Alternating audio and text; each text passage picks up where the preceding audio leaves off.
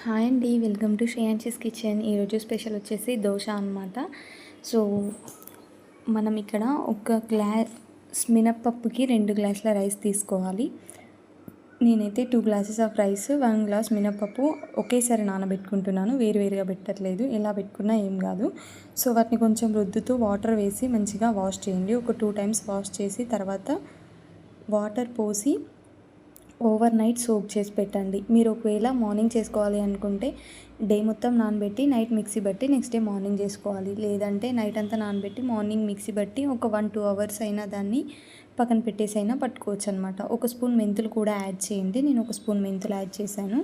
So next day morning కల్లా అవి చూసినట్టయితే మనకి మంచిగా మెత్తగా ఉబ్బిపోతాయి. సో వాటిని ఒక్కసారి బాగా కలిపేసి వాటర్ వంపకండి. అవే వాటర్ వేస్తే మనకి తొందరగా పిండి అనేది ఫార్మెంటేషన్ అయిపోతుంది అనమాట. సో నేను అవే వాటర్ వేసి మిక్సీ పడుతున్నాను. అన్నీ కలిపేసి అవే వాటర్ వేస్తూ ఇక్కడ మిక్సీ పడుతున్నాను. చూడండి, ఆ వాటర్ కడిగేసేయకండి. సో మనకి అర్జెంటుగా దోశ వేసుకోవాలి అన్నప్పుడు అదే ఫార్మెంటర్ రైస్ వాటర్ పోసి మనం మిక్సీ పట్టినట్టయితే మనకి ఫాస్ట్గా పిండి అనేది ఫార్మెంటేషన్ అయిపోతుంది అనమాట. సో నేను ఇక్కడ అదే వాటర్ వేసి పిండిని మిక్స్ చేస్తున్నాను. సో చూడండి ఇక్కడ ఎంత మంచిగా సాఫ్ట్గా గ్రైండ్ అయిపోయిందో. సో అలా పిండి మొత్తాన్ని మనం మిక్స్ చేసుకోవాలన్నమాట సాఫ్ట్గా. సో కొద్దిగా బియ్యం మినపప్పు యాడ్ చేసుకుంటూ అందులోని వాటర్ పోసుకుంటూ మిక్స్ పట్టేస్తున్నాను. సో నేను ఏంటంటే అప్పటికప్పుడే పోయాలనుకుంటున్నాను. నేను ఓవర్ నైట్ సోక్ చేసి పెట్టాను రైస్ని, మార్నింగ్ మిక్సీ పట్టేశాను.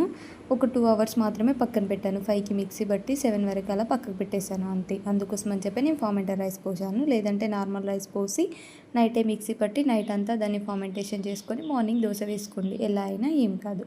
సో ఫాస్ట్గా వేసుకోవాలనుకున్నప్పుడు ఫార్మెంటెడ్ వాటర్ యూస్ చేయండి. అండ్ నెక్స్ట్ ఇక్కడ నేను చట్నీ కోసం కొన్ని పల్లీలను వేశాను. సో నేను ఇక్కడైతే 50 గ్రామ్స్ వరకు తీసుకున్నాను, గ్రామ్ వైజ్ చెప్పాలి అంటే. సో వాటిని సిమ్లో పెట్టండి, హై ఫ్లేమ్లో అస్సలు పెట్టద్దు. ఇక్కడ ఏంటంటే హై ఫ్లేమ్లో పెడితే మనకి టేస్ట్ అనేది బాగుండదు.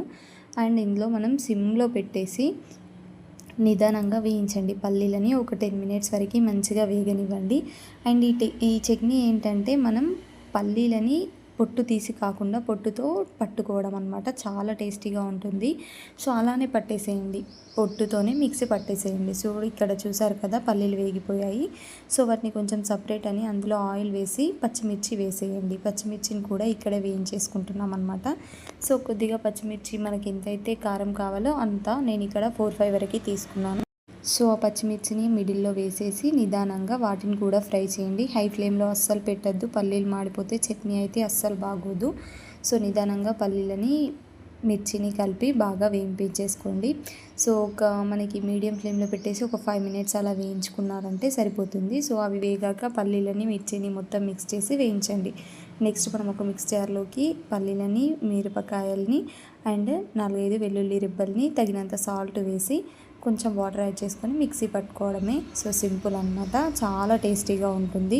పల్లీలు పొట్టుతో పట్టేసేయండి, ఏం కాదు. నెక్స్ట్ ప్యాన్ పెట్టేసుకొని అదే ప్యాన్లో ఆయిల్ వేసేసి జీలకర్ర ఆవాలు వేసి ఎండుమిర్చి కరివేపాకు వేసి మనం పట్టిన చట్నీ ఉంటుంది కదా అందులో కొంచెం వాటర్ మిక్స్ చేసి వేయండి పోపులో.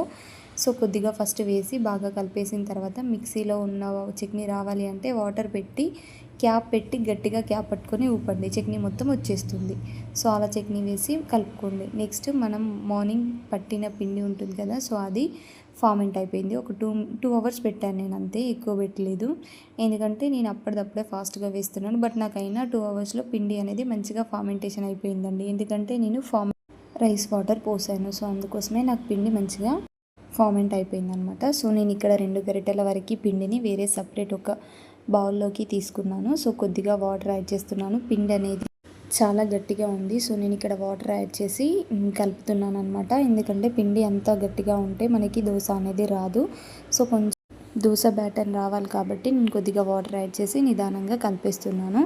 సో అండ్ మనకి ఇక్కడ మెయిన్గా ఏంటంటే దోశ బ్యాటర్లా ఉండాలి కదా, లేకపోతే దోశ పర్ఫెక్ట్గా రాదు. సో నాకు ఇక్కడ వాటర్ యాడ్ చేసిన పిండి టైట్గా ఉంది అని చెప్పేసి నేను మరికొన్ని వాటర్ వేసి ఇంకా పిండిని బాగా మిక్స్ చేస్తున్నాను. సో మనకి వేసే కన్సిస్టెన్సీ అనేది అర్థమవుతుంది కదా, సో అలా అని చెప్పేసి వాటర్ మనం కలుపుతూ ఎంత పడతాయో అంత యాడ్ చేసుకోవాలి. నేను ఇక్కడ దోశ పిండిలో కాస్తంత షుగర్ అండ్ సాల్ట్ వేసాను. మెయిన్గా షుగర్ ఎందుకు వేస్తాము అంటే దోశ అనేది ఎర్రగా కలర్లో రావాలి అంటే, హోటల్ స్టైల్లో లాగా ఉండాలి అంటే మనం కన్ఫామ్గా షుగర్ అనేది యాడ్ చేసుకోవాలి.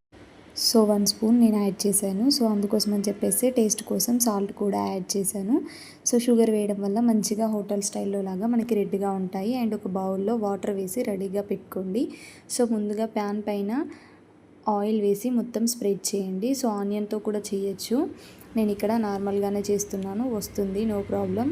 ఫస్ట్ ప్యాన్ పైన మొత్తం ఆయిల్ వేసి స్ప్రెడ్ చేసిన తర్వాత వాటర్ స్ప్రింకిల్ చేసి దోశ బ్యాటర్ని ఒక గరిటెతో తీసుకొని దోశపై వేసి ఇలా వేసి చూడండి, మీకు వస్తుంది. చాలా మంచిగా వస్తుంది.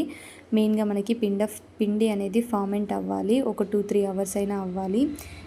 టైం ఉంటే ఓవర్ నైట్ ఫార్మెంటేషన్ చేసుకోండి. లేకపోతే ఫార్మెంటెడ్ రైస్ వాటర్ వేసి మిక్సీ పట్టేసి వేసుకున్నట్టయితే ఒక 2 అవర్స్ తర్వాత మనకి చాలా మంచి క్రిస్పీ దోశలు వస్తాయన్నమాట. ఇక్కడ చూసినట్టయితే మనకి దోశ కలర్ అనేది చూడండి ఎంత రెడ్గా కాలిపోయిందో.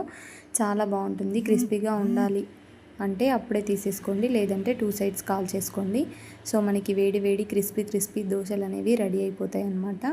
సో ఇలా మిగతా అన్ని దోశలు కూడా మీరు వేసేసుకోవచ్చు చక్కగా. ఇక్కడ మెయిన్ ఏంటి అంటే మనకి ఫార్మెంట్ అవ్వాలి పిండి. అండ్ హోటల్ స్టైల్లో లాగా రావాలి అంటే డెఫినెట్గా మీరు షుగర్ అనేది ఒక స్పూన్ యాడ్ చేయండి. 1 సైడ్ కాల్చుకుంటే మాత్రం చాలా బాగుంటాయి క్రిస్పీగా. సో మెత్తగా ఉండాలి అంటే 2 సైడ్స్ కాల్చుకోండి. టేస్టీగా క్రిస్పీగా చాలా బాగున్నాయి. టేస్ట్ అయితే సూపర్గా వచ్చింది. అండ్ మినప్పప్పు బియ్యం నానబెట్టినప్పుడు ఒక స్పూన్ మెంతులు వేయడం కూడా అస్సలు మర్చిపోవద్దు. సో ఇవన్నీ టిప్స్ అనమాట. మెంతులు ఒక స్పూన్ వేయాలి, అవసరమైతే ఒక స్పూన్ శనగపప్పు కూడా వేసుకోండి. అండ్ మనకి దోశ వేసేటప్పుడు 1 స్పూన్ షుగర్, 1 స్పూన్ సాల్ట్ కూడా వేసుకోండి. క్రిస్పీగా మంచిగా కలర్లో హోటల్ స్టైల్లో లాగా ఉంటాయి. చట్నీ మాత్రం పల్లీల పొట్టుతో పట్టండి. వీడియో నచ్చితే ప్లీజ్ లైక్ చేసి మన ఛానల్ని మర్చిపోకుండా సబ్స్క్రైబ్ చేయండి.